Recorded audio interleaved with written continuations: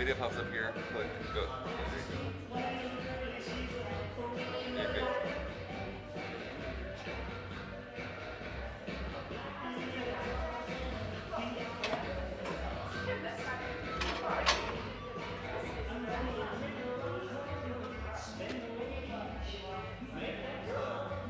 Battery. Oh, that's the big, like, car charger. No, my big record is my car.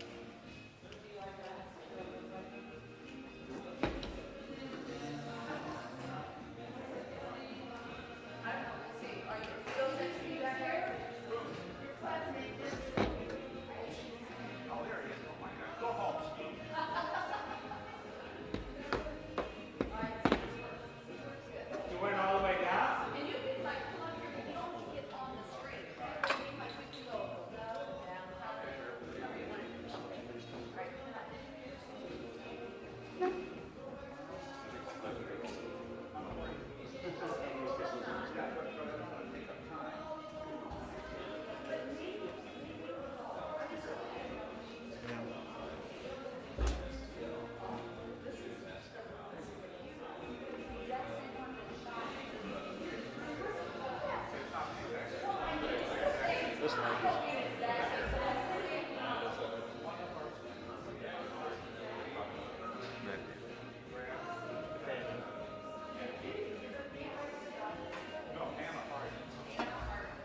Your phone is a thing.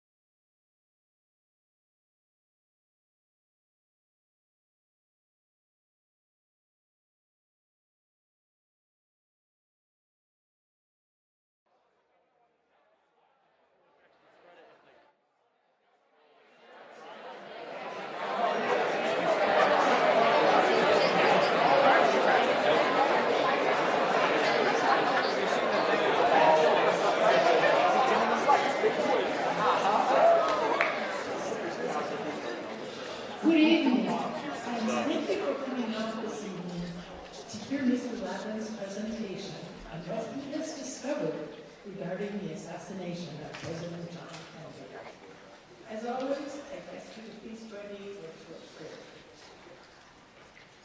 May we always give glory to the Father, to the Son, and to the Holy Spirit. Amen. I can't tell you how delighted I am to welcome back Mr. Thomas Lavin, or as some of us affectionately call him, Professor Lavin. Mr. Lavin taught history at Griffin and Sacred Heart Griffin for 51 years. As I meet our alumni, I continue to hear raving reviews about the positive experience of being in his class. And several parents have said they would love to sit in one of his classes. So this evening is that opportunity. Mr. Lavin's middle name is Research. I can assure you that what you hear this evening is the fruit of many years of his research. All his experience with that middle name, Research. So get ready to hear from, to learn from our legendary teacher, Mr. Lavin, Professor Lavin.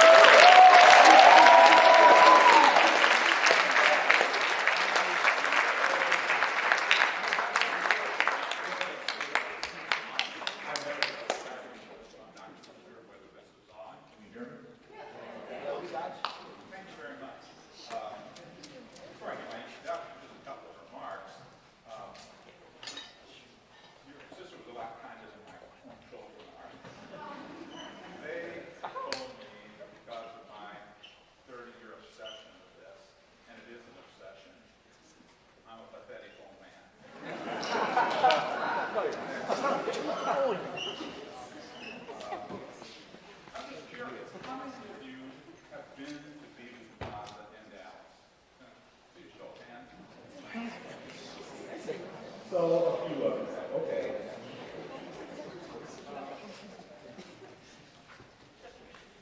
Thank you for coming. And thank you to those of you who are watching us at home. The title of my presentation this evening is Oswald Alone.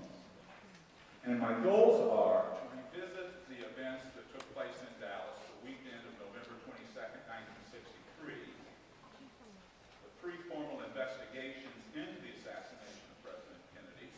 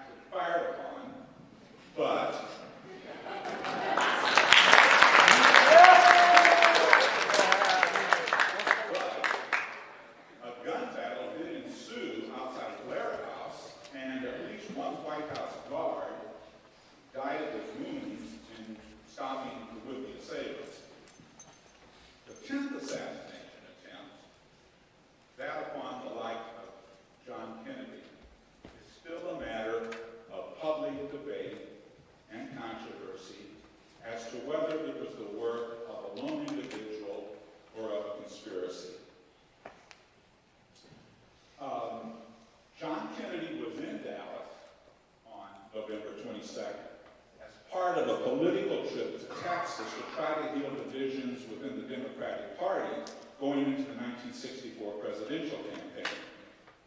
Kennedy had carried Texas in the 1960 election. He defeated Richard Nixon by 2 percentage points. But he had lost in Dallas. You wouldn't have known it, though, on November 22nd, 1963. The crowds that turned out to greet him were enormous. They were friendly. They were exuberant.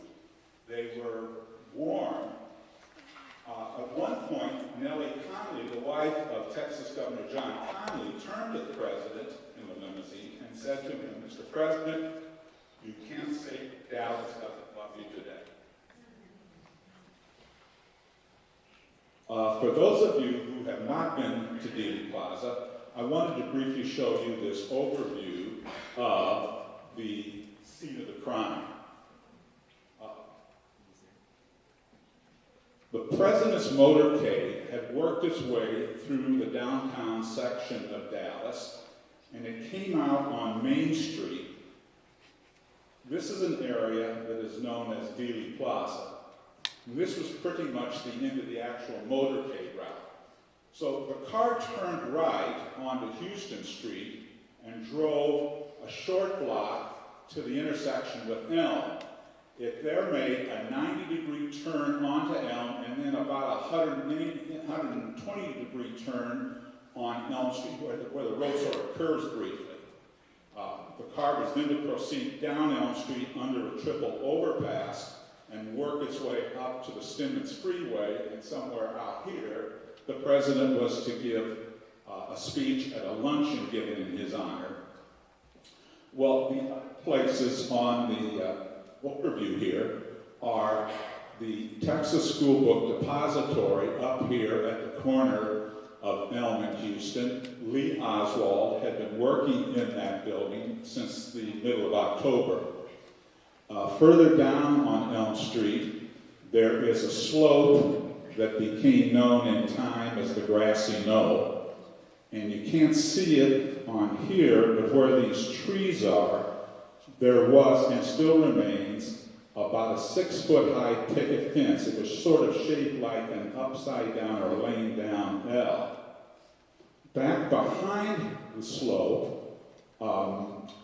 is a parking lot, and beyond the parking lot was, and still are, railroad tracks, railroad yards, side tracks. So that's the scene where the assassination took place. The shots were fired at 12:30 in the afternoon, November 22nd. We know the exact time because some of the spectators standing on Elm Street looked up at the sound of gunshots and saw the large digital clock atop the Texas School Book Depository. Several cars behind the president in the motorcade were two of his longest and most trusted political advisors, Dave Powers and Kenny O'Donnell. They had worked with Kennedy since he had been a congressman in the late 1940s. And just before the shots, Dave Powers looked up and saw 12:30 on the clock, and he said to O'Donnell, "We're supposed to be at the luncheon by now." The luncheon was scheduled for 12:30. The motorcade was running about 5 minutes late, probably because of the heavy crowds encountered in the downtown part of the city.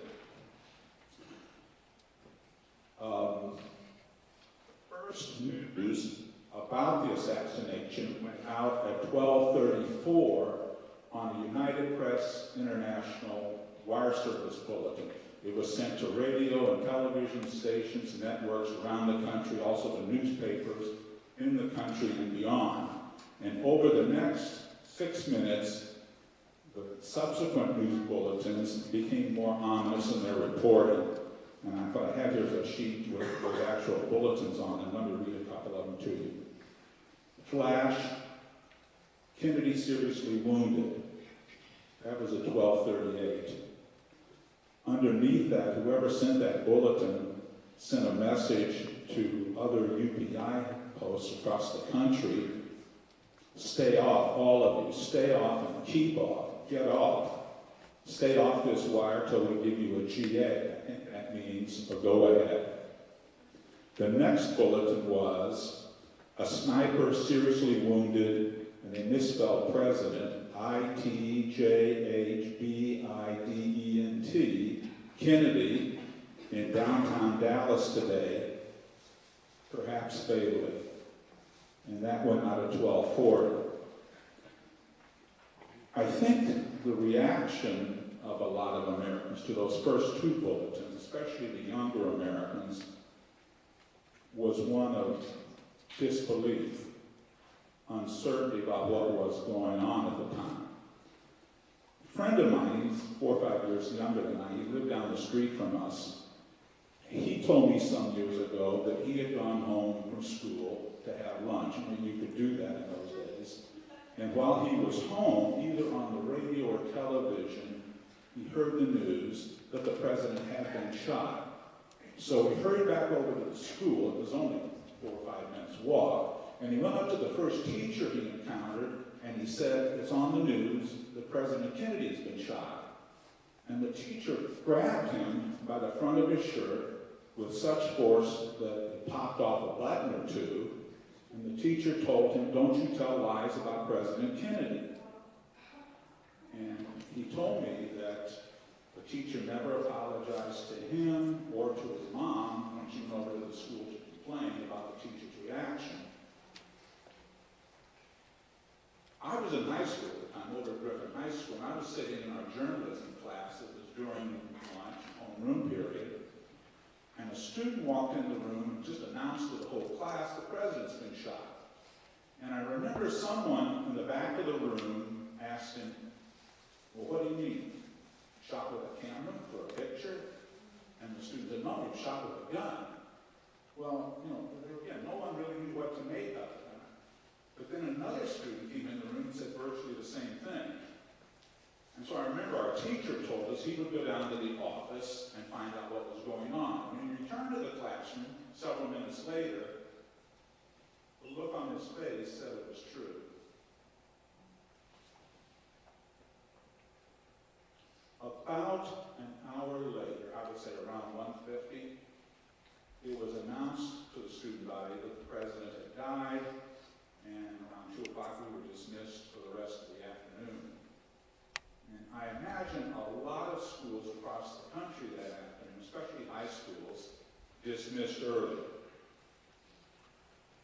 Around the time we had learned of the president's death, Dallas police arrested in a neighborhood movie theater a suspect in the shooting death of Dallas police officer J.D. Tippit. Tippit had been shot around 1:15, about 45 minutes after the shooting of the president, in a residential area as he exited his car. Police subsequently learned that when a roll call was taken at the Texas School Book Depository, Lee Oswald was not present for the roll call. And at the depository, police found in the southeast corner of the 6th floor, near an open window, a stack of boxes, 2 or 3 boxes, as well as 3 empty rifle cartridges nearby. Subsequently, they found a 6.5 millimeter Carcano Italian World War II vintage Army rifle wedged between some boxes, and also mounted with cuffs out the side, but wedged between some boxes on the west side of the floor near the back staircase. Well, later that evening, Oswald was formally charged with the murder of Officer Tippit, who was also a suspect, obviously, in the shooting of the president. A witness to the shooting of Officer Tippit identified Oswald as the shooter in a lineup. And Oswald's behavior at the movie theater when he was approached by police was violent. He slugged one police officer and then tried to draw his pistol on that officer before being subdued.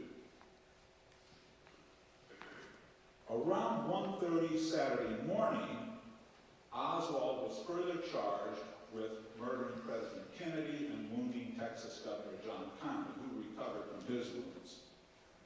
Overnight, the FBI traced the serial number on the rifle found to a mail order company in Chicago. And records at that mail order company showed that the previous March, that rifle had been shipped to A. Hospital at Post Office Box 2915 in Dallas the previous March. And postal records in Dallas also revealed that from October 7th, 1962 to the middle of May 1963, Lee Oswald had rented that post office box. Now, there's something kind of curious about Oswald and his post office boxes. He never seemed to receive any mail at his residences, always through post office boxes. He rented this box, like I said, from the fall of 62 to the spring of 63. He moved to New Orleans for several months that summer. He rented a post office box there, 30061, from early June to the end of September. And then when he moved back to Dallas, the 1st of November, he began to rent another box, which was still receiving mail for him at the time of the assassination. I know some conspiracy theorists have made the case that Oswald was some kind of a secret agent, but that was often a method used by people working undercover. They wouldn't have mail delivered to their home addresses for fear that somebody might get access to the box and see what was in the mail. They felt a lot more secure receiving mail in a locked box. Other people, perhaps including this one, believe that maybe Oswald was just a very private person and didn't want anybody looking through his mail.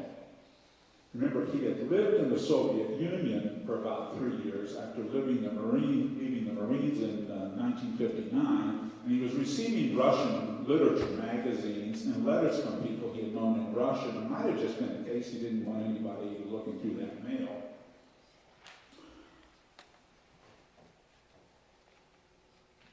The shocking events that weekend continued on Sunday morning when Jack Ruby, a Dallas nightclub owner, shot and killed Oswald in the basement garage of the Dallas Police Department as Oswald was being transferred to the county jail up the street. Some public opinion polls taken the week after Oswald's death suggested that maybe 52% of the public thought that Oswald was part of some conspiracy to kill the president and that Ruby had killed him to keep him silent from revealing more of a conspiracy. The day after Oswald was killed, Deputy Attorney General Nicholas Katzenbach sent a memo to the new president, Lyndon Johnson, and it read in part, "The public must be satisfied that Oswald was the assassin, that he did not have Confederates who were still at large." 4 days later, Johnson announced the creation of a presidential commission to investigate the assassination, and he appointed Chief Justice Earl Warren of the Supreme Court to head that commission. I think the official title of the investigation was the President's Commission on the Investigation of the Assassination of President Kennedy. It's usually referred to simply as the Warren Commission, and that is what I think I will refer to it this evening. The commission received assistance in February 1964 when Life magazine, one of the most popular photo news magazines in the country, ran this photo on its February 21st, 1964 issue, showing Lee Oswald standing beneath some back stairs at the residence he and Marina lived in on Neely Street in the spring of 1963. He's holding the alleged weapon that killed the president, as well as his pistol that he used to murder Officer Tippit. Marina told the police, and by the way, the police found this photo and several similar among Oswald's possessions following his arrest. And Marina told the police that she had taken the photo at Lee's urging one Sunday in the spring, just around Easter. This is the house where they were living in the spring of 1963.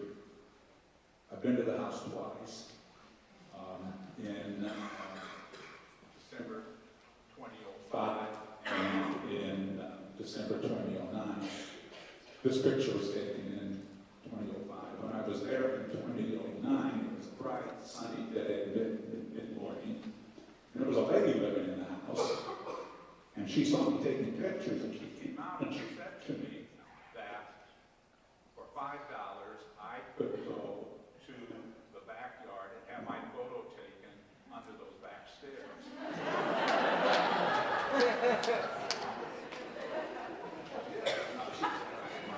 My daughter and her husband were there with us. So I thanked her and said, no, I'm not. picture taken. What I didn't tell her Was that when I was there in 2005, 5, I walked up the alley along alongside the house, there's about a 6 6-foot high privacy fence around the backyard. and I held my camera up over the privacy fence. And I took a picture of the stairs. It was just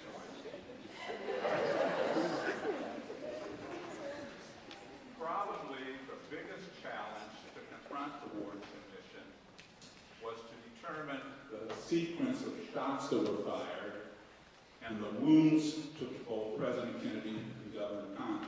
President Kennedy was struck in the back by a bullet that exited his Throat, and Governor Connally was struck in the back by a bullet that exited his chest after breaking several inches off the rib. It then proceeded to fracture a large wrist bone at the base of his right arm before lodging in his left thigh. And then the president was shot in the back of the head with a fatal shot. So the initial belief of the investigators was the first bullet struck the president, the second bullet struck the governor, and the third bullet hit the president in the head. And, at the time this made a lot of sense because, well, first of all, there were 3 wounds, 2 to the president, both in the back, and 1 to the governor. A lot of the witnesses said they had heard 3 shots, and 3 empty rifle cartridges had been found on the 6th floor of the Texas School Book Depository. Then the Warren Commission watched the Zapruder film. Standing atop a 4-foot-high stone pedestal along Elm Street, Abraham Zapruder, with his 8mm home movie camera,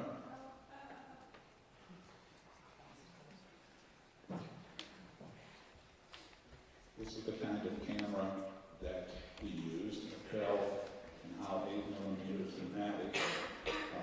This camera was very graciously given to me by one of my former students, Anna Hardy, when she graduated from SHG. I want to give her many thanks for that.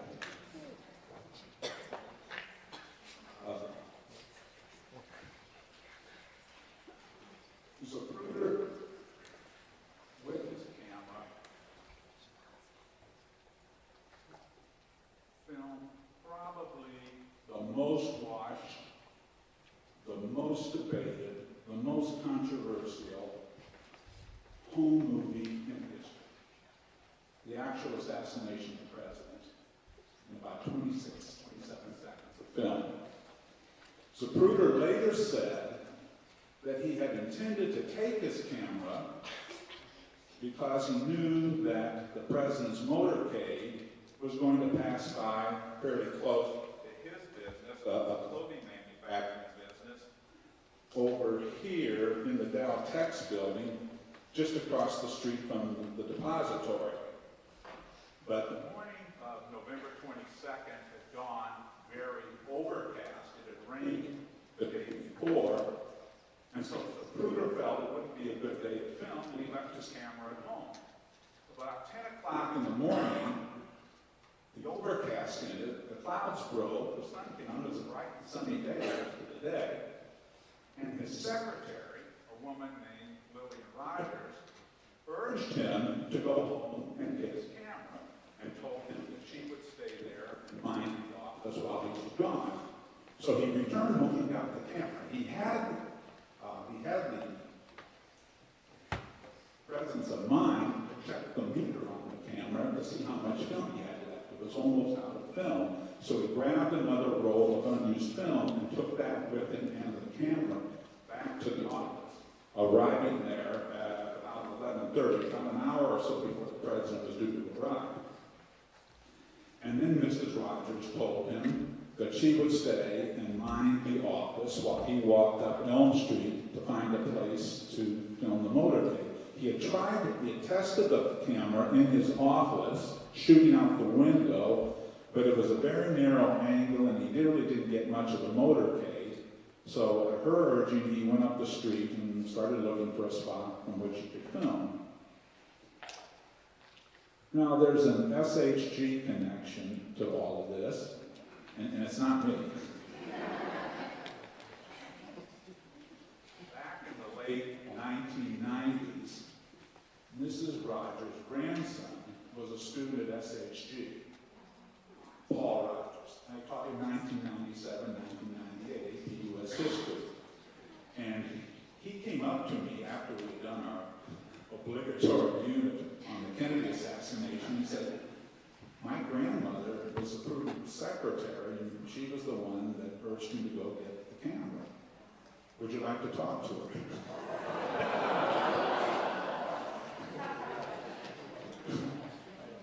Of course I did. So anyway, I don't know what else to say.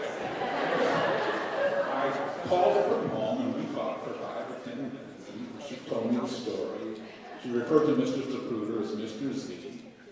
And what she said she remembered about the motorcade was Jackie Kennedy's bright pink suit that she wore. It stood out, it was dazzling in the noonday sun. And then she told me she thought that there were 3 shots fired. She couldn't see what happened, but she heard the shots. And she was pretty certain that there had been 3 shots. So,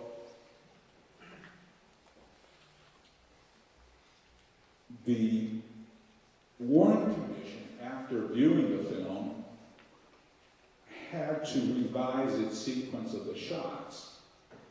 It concluded that the first shot Oswald fired missed the car, perhaps hit the curb on the other side of the street. The second shot struck the president, exited his throat, and went on to cause the wounds to Governor Conley. And the third shot then fatally wounded the president.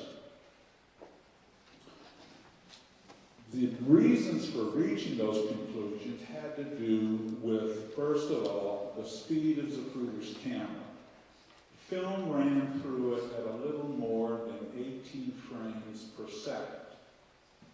So, out of 18 frames of motion picture film, each individual frame is 1 second of real time. The other consideration was the apparent movements or reactions of the president and Governor Conley to their wounds. And the third was the time it took to operate Lee Oswald's rifle from one shot to the next. Over time, the commission concluded that one bullet had done the back wound to the president and the back wound to the governor. This is the bullet. And over time, it became ridiculed and derided by critics of the commission as a magic bullet. I'll have more about that in a little bit. For nearly 10 months, the Warren Commission interviewed more than 500 witnesses. His interviews included Jackie Kennedy, Marina Oswald, Lee's wife. They even interviewed Jack Ruby in his jail cell in the Dallas County Jail. The commission also was provided with several thousand pages of FBI records, State Department records, U.S. Postal records, and even U.S. Marine Corps records from Oswald's time in the Marine Corps. On September 27, 1964, the Commission presented its report, about 900 pages, to President Lyndon Johnson, and its conclusion was that it had found no evidence of a conspiracy to murder President Kennedy. It also found that there was no connection at all between Lee Oswald and Jack Ruby, that Ruby's murder of Oswald was an act done out of anger and on impulse. And in the immediate aftermath of the release of the report, 79% of the American people said they supported those findings. And I think one of the reasons, or among the reasons for that support was that people in 1964 trusted the government. Remember, this is the same government that less than 20 years earlier had organized victory over Nazi Germany and Japan. This was the same government that, since World War II, had helped preside over the greatest economic prosperity in the world since the 16th century. People trusted the U.S. government. Support for the Warren Report began to erode in 1966 with the publication of attorney Mark Lane's book, Rush to Judgment. Back in 1964, Lane had petitioned the Warren Commission to allow him to appear at its hearings and to question the witnesses as though he were Lee Oswald's attorney. And the commission had turned him down. So in the meantime, he began interviewing witnesses who were in Dealey Plaza that day. And he found some who told him that they thought perhaps one or two of the shots they heard had come from behind them up on the slope, perhaps behind the picket fence. And even Life magazine, Time's sister publication, which in 1964 supported the conclusions of the Warren Commission, began to question the methods of the Warren Commission. It wasn't the same as though Life magazine said there was a conspiracy, but they thought that the investigation had left some questions unanswered. And at the end of their article, they called, or they recommended perhaps, that a new investigation take place. Well, there was a second investigation, and it happened almost after Life came out with this cover story. The second formal investigation, and the first to claim a conspiracy, took place in New Orleans in early 1967, when New Orleans District Attorney Jim Garrison arrested prominent businessman Clay Shaw and later charged him, along with Oswald and a third person named David Ferry, with conspiring to assassinate the president. A lot of people, especially in New Orleans at the time, thought that the charge was preposterous. Shaw was respected. During World War II, he had been awarded a Bronze Star for valor in France. He also received the French Croix de Guerre. After the war, he helped found the International Trade Mart in New Orleans, which helped promote New Orleans foreign trade, especially with Latin America. I think from 1946 to 47, he was the managing director of the Trade Mart. He also played a significant role in renovating the French Quarter, which is the historic and cultural heart of New Orleans. Garrison's connection of Shaw to Oswald is kind of hard to understand. It stemmed in part, I think, because Oswald had lived in New Orleans from May to September 1963. Garrison provided a witness who claimed to have been present at a party at the home of David Ferry, who, by the way, wasn't able to defend himself because he had died of an aneurysm to the brain about 10 days before Garrison arrested Shaw. But this witness claimed that Shaw and Oswald and Ferry, in the summer of 1963, had very seriously questioned or talked about plans to assassinate John Kennedy. Not only that, but somebody, the day after the assassination, somebody in New Orleans called the local FBI office and said that he believed that Oswald and David Ferry knew each other, and that Ferry had rather mysteriously left New Orleans the night of the assassination and driven off with several friends to Texas. So when Ferry got back on the 25th, the FBI visited him and interviewed him. There were two FBI officers. I can't remember the first one's name. The second one's name was Theodore G. Viator. And it's about 15 years ago, I found Mr. Viator. He was living in retirement either in New Jersey or Pennsylvania, and I wrote to him and asked him if I could talk with him, and he called the school, and he left a message to call him. It was during our semester exams, I remember. I went down to the resource room, and I called him. We talked for 5 or 10 minutes, and I've got the notes of our conversation at home, but one of the things that he said that still sticks out is that he felt that Dave Ferry knew more about Lee Oswald than he let on. Now, I'm not trying to make that conspiratorial or overly dramatic. I think it's very possible that Dave Ferry knew about Lee Oswald's activities in New Orleans in the summer of 1963. Oswald, on his own, organized a local chapter of a national organization called the Fair Play for Cuba Committee, which was very pro-Castro and criticized the U.S. government's policies towards Cuba. Oswald had handbills for his chapter. There were two members in his chapter, he and his alias, A. Heidel.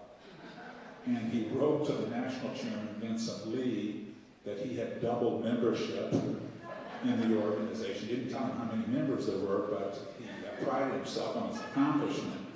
So he had all these handbills printed and applications for joining. At the time of his arrest in Dallas, he still had 180 handbills, 108 applications, and about 100 membership cards that he had kept.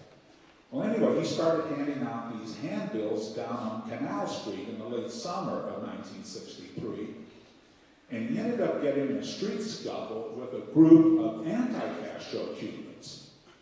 And there was some pushing and shoving. Oswald and the Cubans got arrested and charged with disorderly conduct. The Cubans were able to post bail and got out. Oswald couldn't pay the $10 bail, and he spent the night in jail until his aunt and uncle showed up with his wife the next day and paid his bail. Well, he got his name in the newspaper, and the next week he was invited to be a guest on a local talk show, which was broadcast out of the French Quarter. And during his hour on that talk show, he presented his views about Fidel Castro and about the unfairness of U.S. policy towards Cuba. And I think it's very possible that Dave Ferry looked into that, was kind of interested maybe in what he was doing. I've often wondered, I didn't get a chance to call Mr. Viator back, and something I thought about 15 years later. There were two FBI agents who went to interview Dave Ferry. And I think the Bureau often does that, or did that, when they thought that it might be a hostile witness, or they wanted to make sure that if it was a controversial witness, that witness couldn't twist what he had said, that there was another backup agent there to confirm what was said. Now, I've often wondered if Agent Viator simply sat there and watched Oswald and listened to what he said, and drew some conclusions that this guy knows more than he's really telling us. So I don't think that Dave Ferry knew anything about the plot to assassinate the president, not in the summer of 1963. The trial of Clay Shaw did not begin for 2 years, and in the meantime, Garrison went around the country giving speeches about his case. In late January of 1968, he appeared on The Tonight Show with Johnny Carson, and he told Johnny Carson that he thought the CIA was involved in the assassination. And so even some of the Warren Commission critics began to think that he really wasn't serious. During the trial, the judge allowed Garrison to show the Zapruder film in the courtroom, no less than 11 times. And it was the first time anybody other than the investigators had seen the film. In his closing argument to the jury on Friday the 28th of February, Garrison claimed, and I quote, "Massive power was brought to bear to keep justice from being brought to this courtroom. This power included admirals and generals as well as secret police." Well, the next day, Saturday, March the 1st, 1969, it took the jury less than an hour to unanimously reach a verdict of not guilty. And Clay Shaw walked out of that courtroom a free man. Almost immediately, newspapers all around the state began to criticize Garrison. The New Orleans State's Item the next day ran a front-page editorial stating that Garrison should resign as district attorney. He was unfit to hold the office. Clay Shaw said something to the press that he thought he might write a memoir about his 2-year experience, but apparently he never did. 5 years later, in 1974, at age 61, he died from lung cancer. And a lot of people in New Orleans, I think, as I mentioned later, still believe he was not prosecuted by Jim Garrison. He was persecuted. The third formal investigation into the assassination was conducted by the House of Representatives between 1976 and 1978. And there were several events that led to the formation of this third investigation. One of them was that in March of 1975, Geraldo Rivera, yes, that Geraldo, he hosted a popular late-night show on ABC. And he showed in March of 1975 the Zapruder film to a nationwide audience. And the aftermath of it was that a number of people watching, especially the movements of President Kennedy and Governor Conley to their wounds, began writing to Congress saying there needs to be a new investigation. Well, there was another investigation going on. It wasn't about the assassination of President Kennedy. In 1975, the Senate created a select committee to investigate intelligence activities in the United States. By that I mean the activities of both the CIA and the FBI within the United States. Very appropriately, its initials were SS-CIA, Senate Select Committee on Intelligence Activities. And one of the matters that the Senate committee wanted to pursue were these persistent articles in the press that claimed that starting in about 1960, the CIA had recruited mafia leaders to assassinate Cuban leader Fidel Castro. In 1967, I think unbeknownst to the Senate, unbeknownst to Jim Garrison, The Inspector General of the CIA conducted his own in-house investigation. In fact, his report, which is about 133 pages, was the first document I ever got from the National Archives about the Kennedy assassination. And if you ever request or if you ever order documents from the National Archives, you get the first 100 pages free. And then you have to pay. At the time, it was only like 15 to 20 cents, but now I think it's something like 50 cents a page. So I got the first 100 pages free. The last 33 pages I had to pay for. And what the Inspector General found was that the rumors in the newspaper, they were in columns, national columns written by Drew Pearson. His articles appeared in the Illinois State Register, and by his associate, Jack Anderson, that the rumors were true. That in the summer of 1960, Kennedy was the Office of Security, as I recall, in the CIA, had suggested to the director of the CIA, Allen Dulles, that, as they put it, gambling interests might be recruited to solve the problem of Fidel Castro. And the Inspector General's report says that Allen Dulles, who was the director, didn't say anything as he was being briefed. He just smoked his pipe and occasionally nodded his head affirmatively. Again, they can't arrest you, I guess, just for nodding your head. These plots with the mafia involved the Las Vegas mafia boss, John Roselli, the boss in Chicago, Sam Giancana, and the Miami Tampa boss, Santos Trapacante, who, before Castro came to power, had a casino, or at least part ownership in a casino in Havana, which Castro closed. He closed all the mafia casinos, and Santos Trapacante was briefly held in jail, maybe for a matter of a couple of months before Castro released him and let him go back to Florida. John Roselli testified before the Senate committee, I think 3 times, maybe 4 times in 1975. Sam Giancana of Chicago was expected to testify, and I believe Senate staffers were on their way to Chicago to take his deposition when on the 19th of June, 1975, while cooking evening snack in his basement kitchen in Oak Park, Illinois, he was shot no less than 7 times in the head. Well, and no one was ever arrested, no one was ever charged. A year later, in 1976, John Roselli again testified before the committee, and he was scheduled to appear again, but in late July, his family in Florida, where he was now living, reported him missing.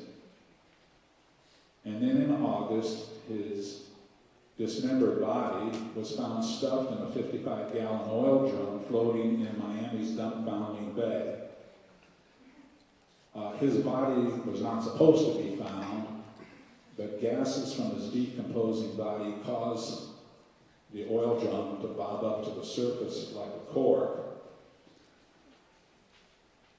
The reaction or response of Congress to that was, in September of 1976, the House of Representatives, by an overwhelming vote, I think it was 280 to 65, created a special committee to investigate the assassination of John Kennedy.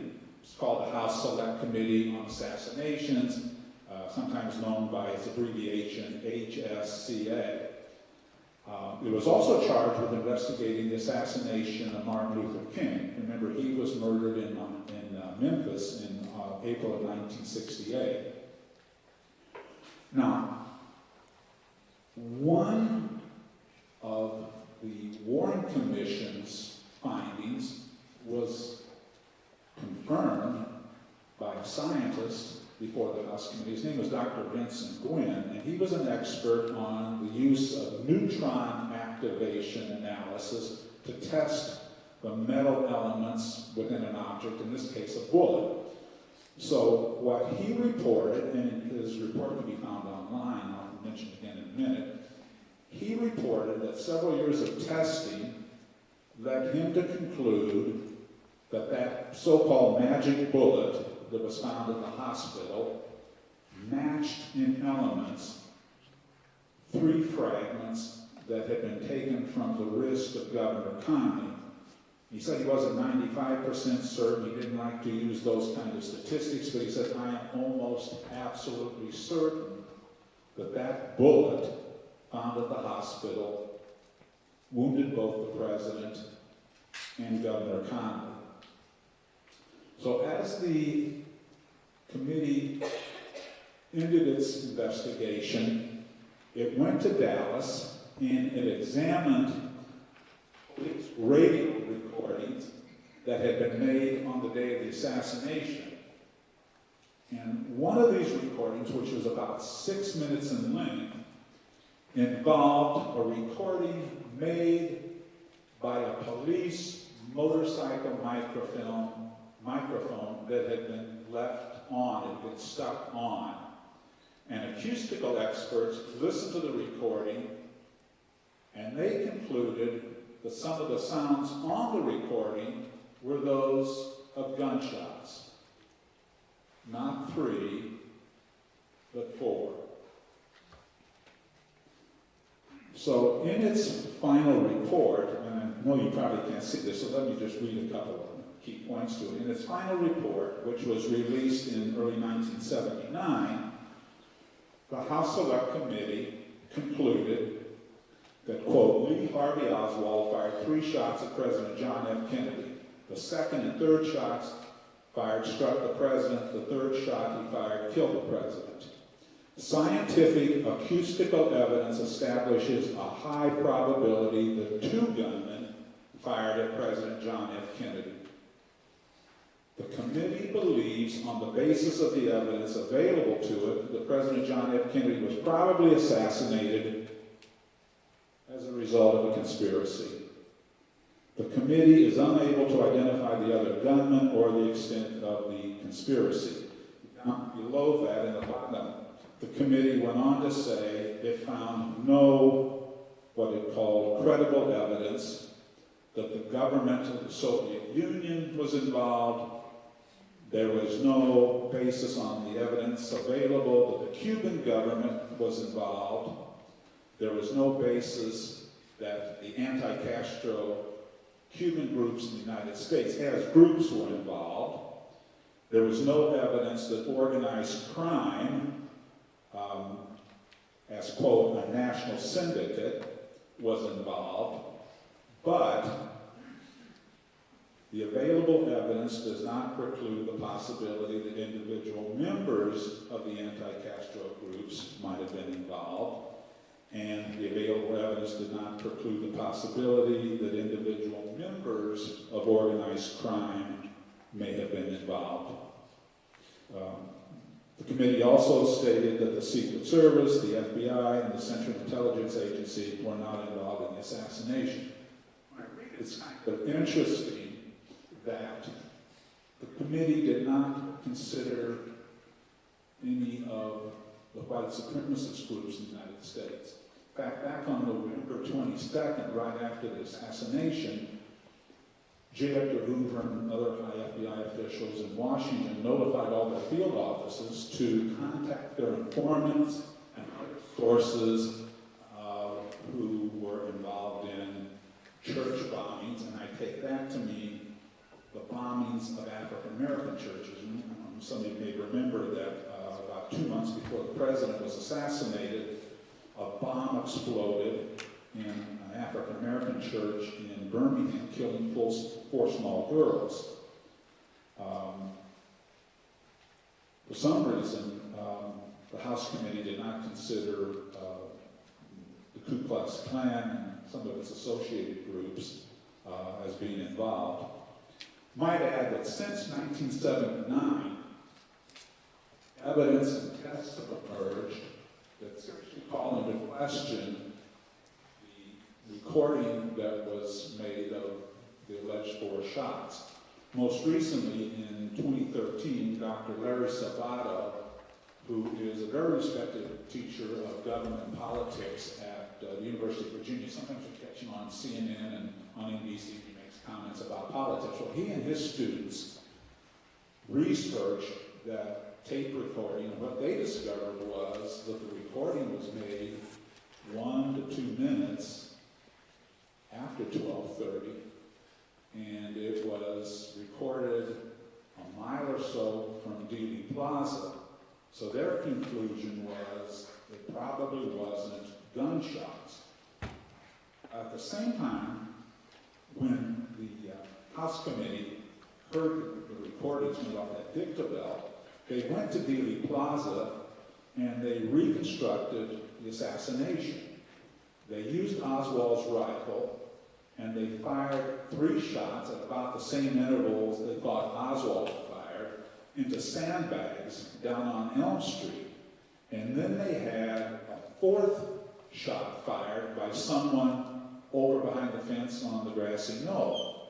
And then they measured the impulse marks on the recording of that test to the impulse marks on the original dictabel from 1963, and they found that the sound impulses, matched almost exactly. So,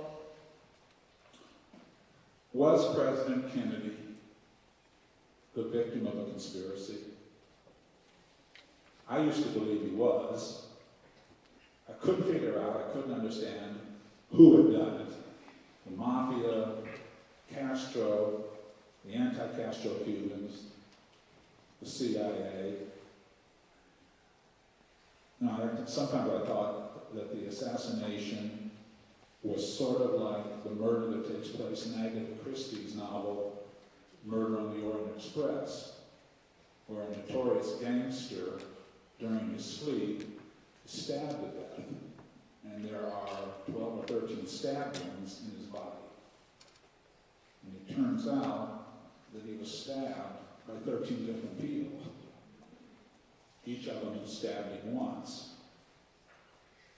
I've now come to believe that the Warren Commission was probably right. Lee Oswald, acting from motives known only to him, murdered the president.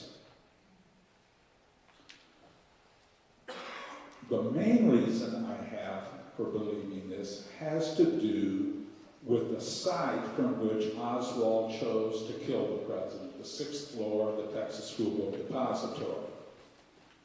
As I hope to show in a minute, it was not a site that an organization would have chose to shoot the president. I refer to that kind of a site, my own terminology is it's the field of action. It wasn't secure. It wasn't under control.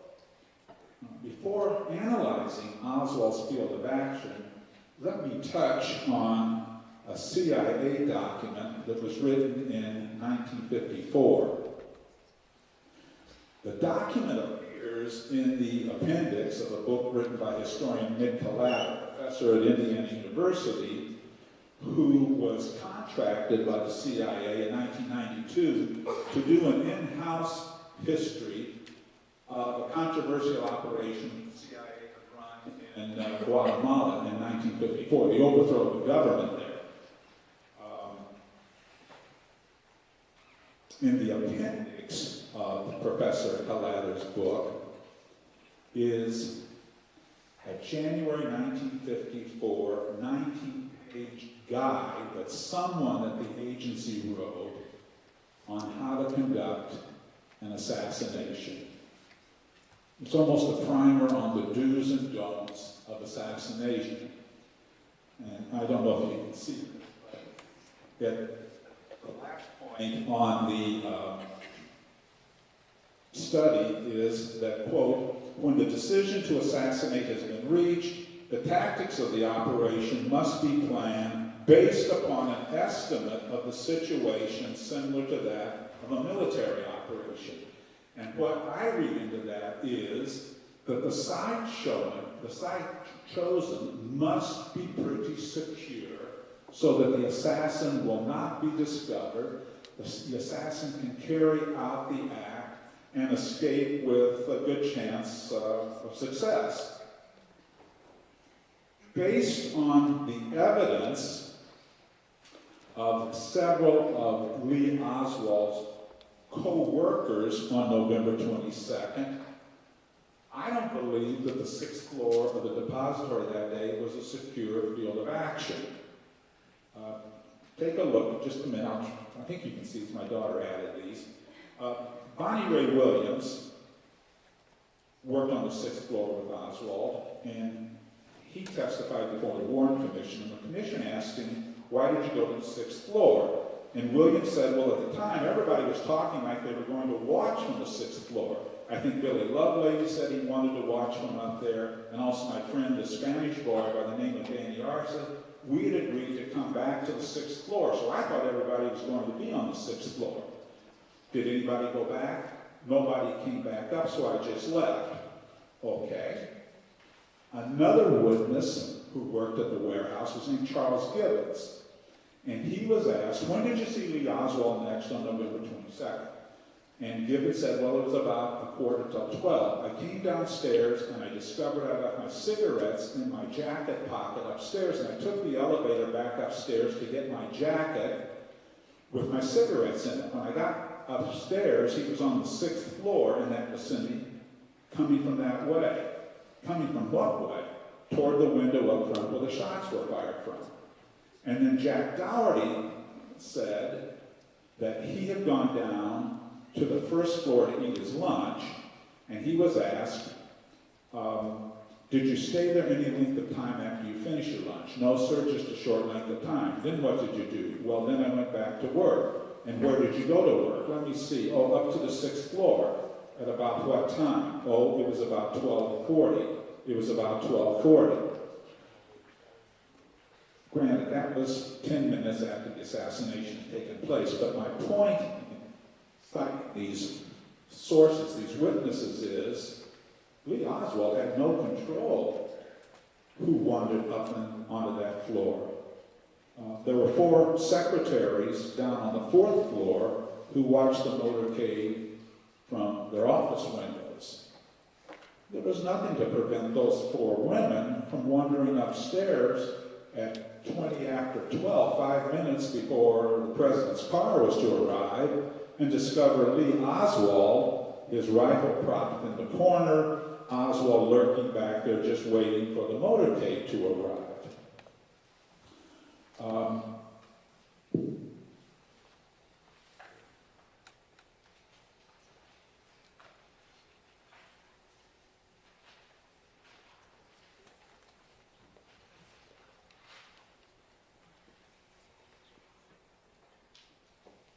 I just think that Lee Oswald was extremely lucky that day.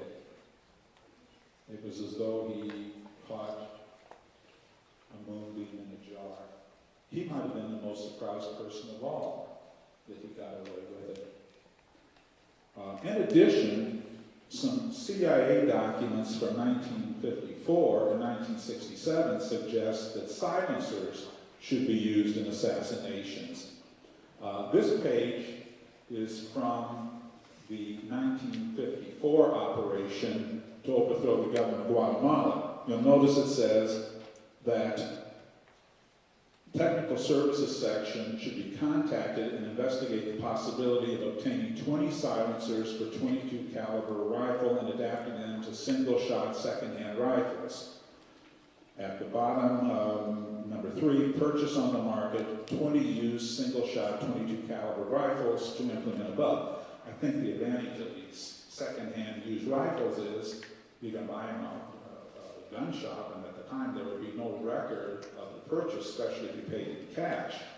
This other page is from the 1967 Inspector General's report on the CIA plots to assassinate Fidel Castro. And you notice it also talks about sending silencers with one Belgian FAL, that was a French automatic weapon, sort of like our M15, M16, with silencer. Both weapons come from the United States and are now in Madrid. So I would argue that an organization, even the mafia, would probably have used silencer in order to better cover the escape of the would-be assassin. The House Select Committee's investigation was the last formal inquiry into the assassination of President Kennedy, and I suspect it would be the last one. But the controversy over whether there was a conspiracy did not end. In November 1988, for the anniversary of the assassination, Jim Garrison, the New Orleans attorney who prosecuted Shaw, wrote a book titled On the Trail of the Assassins, his account of his pursuit of Clay Shaw. The book, kind of like Rush to Judgment, became a bestseller. Oliver Stone, the famous movie director who had won an Academy Award for Best Director, and his film won Best Picture Award in 1986, his film Platoon, which was about the Vietnam War. Stone read Garrison's book, purchased the rights to it, and began producing a Hollywood film. The movie was budgeted at $40 million.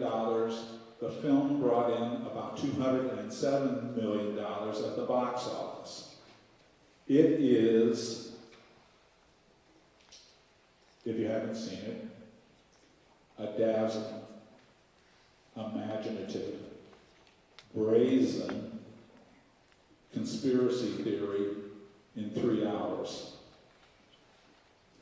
I think beyond that, it is a very paranoid, troubling view of a U.S. government that goes to great lengths to hide dark, terrible secrets from the people it purports to represent. One of the consequences of the success of JFK was that the following year, 1992, Congress enacted the John F. Kennedy Assassination Records Collection Act and was signed into law by President George H.W. Bush. And the law requires that all federal agencies, especially the CIA and the FBI, release all of their relevant files on the assassination by 2017. And relevant is the key word, because some of the records that have been released don't even per se deal with the assassination. There are files on the 3 mafia leaders involved in the plots to kill Castro, but there have been FBI files on other mobsters around the country, Meyer Lansky, Angelo Bruno of Philadelphia, the Manarino brothers of Pittsburgh. I even got a file that wasn't per se involved with the assassination. It was about a strange, traveling, self-proclaimed minister who may have briefly crossed paths with Lee Oswald in Mexico in September of 1963. I think I got 200 or 300 pages of immigration naturalization service records on this minister. They continued to pursue him 2 years after the assassination. This old guy couldn't be found. Most of these documents are reports going back and forth between Laredo and Washington trying to get a trail on this guy. So, whatever its quality as a history document, it can't be denied that the movie JFK has been very consequential. And it might be said that since 1992, the government has decided, let the people investigate. There have been approximately 5 million pages of documents, I don't have all of them, that turned over to the National Archives. Public opinion polls still regularly show that about 75% of the American people believe that the president was assassinated by a conspiracy. There have probably been more books written about the assassination of John Kennedy than those other 9 assassination attempts combined. In 1993, Gerald Posner estimated that at that time there had been 2,000 different books about the assassination written in That was in 1993, 30 years ago. A search of Lincoln Library's online catalog shows that there are 72 books about the assassination on the library's bookshelves. I think that the public's interest in its fascination with the assassination will, over the next 20 to 30 years, begin to diminish. And my reason for that is, I believe there was a generation born in maybe between 1930 to 1950, and that generation for whom John F. Kennedy's presidency and his death perhaps mean the most. I think when that generation is no longer here, interest in the assassination will also disappear.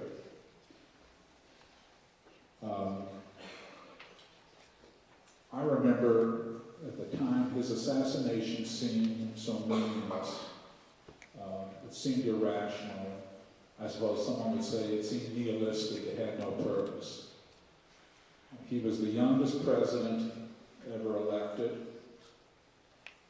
He had a very cultured, attractive wife, 2 charming children. He was popular. He was funny. He gave good speeches. In the spring of 1963, there was a tape recording together in computers at the Kennedy Library. He was talking to his brother Robert, and Robert said, "Have you seen the latest approval polls?" And the president just sort of nonchalantly said yes. And Bobby kidded him that his approval rating was only 75%.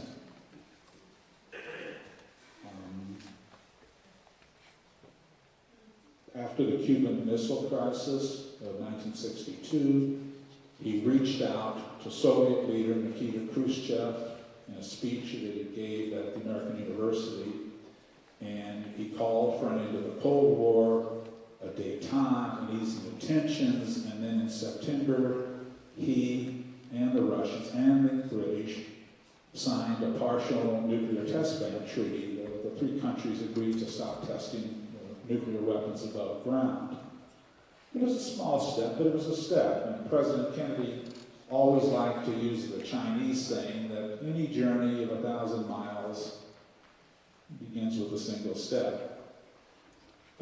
Just the other day, in fact, yesterday, one of my oldest friends tells me something about my age. We have now known each other for 70 years. We started kindergarten together 70 years ago this fall. His name's Bill Neumann, and he knows my interest in this. And he gave me this issue of Look magazine featuring President Kennedy and his son John. And it all came back to me. I remember this issue. It came out the week he went to Dallas. And our family had a copy. You know, the date on this is December 3rd. That means that's the last day it would appear on the newsstands. It came out on the 19th. 3 days later, he was in Dallas. And I remember looking at this, and I still look at it. I looked at it yesterday, and it brings back just the senselessness of it all. It made no sense. So, to conclude, I think that when that generation leaves, fascination in the assassination will diminish, and then maybe finally John Kennedy and even Lee Oswald will be at peace. Thank you.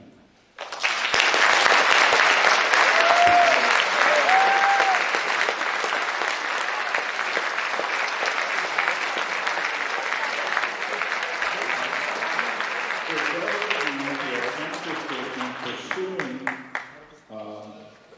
truth or knowledge is probably a better way about about the assassination, I would recommend the following as good places to start. First of all, Gerald Posner's book, Case Closed, is a good nonfiction account of the assassination.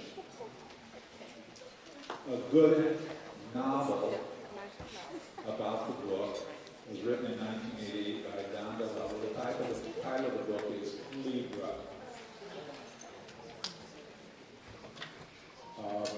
History Matters is a very good online digital bank, all 26 volumes of the Warren Commission investigation.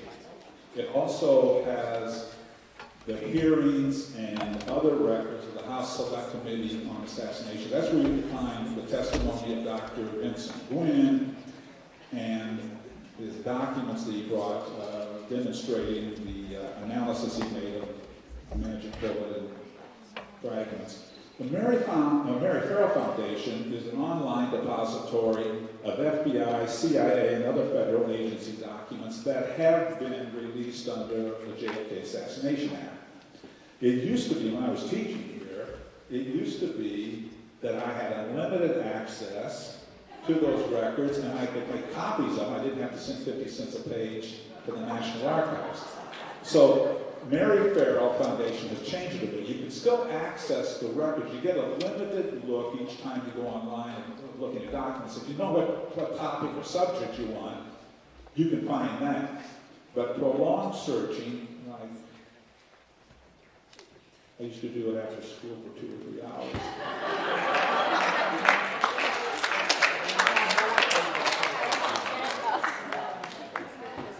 And at the school's expense.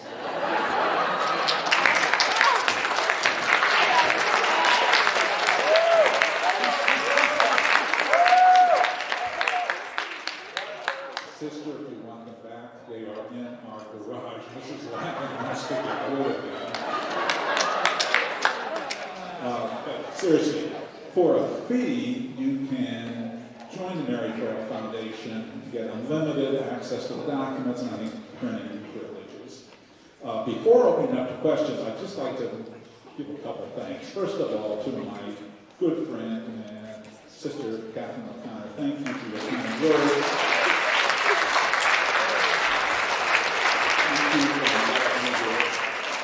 I'd also like to thank my friends and my former colleagues, Michelle Reeve, Damien Kaplan, and Matt Talton for helping put this together.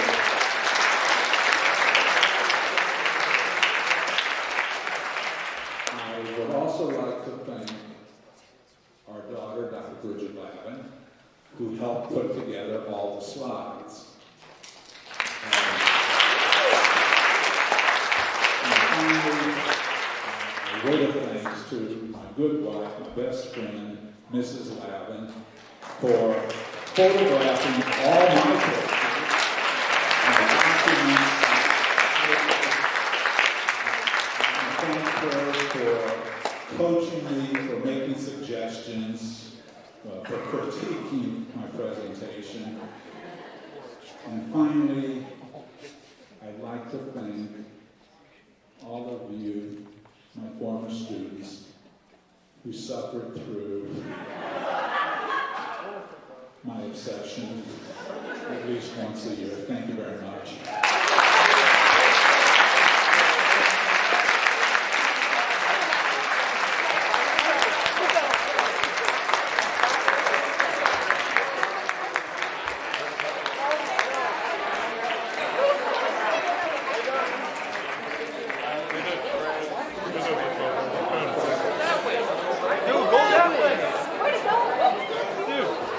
I'm stuck in the middle, JFK.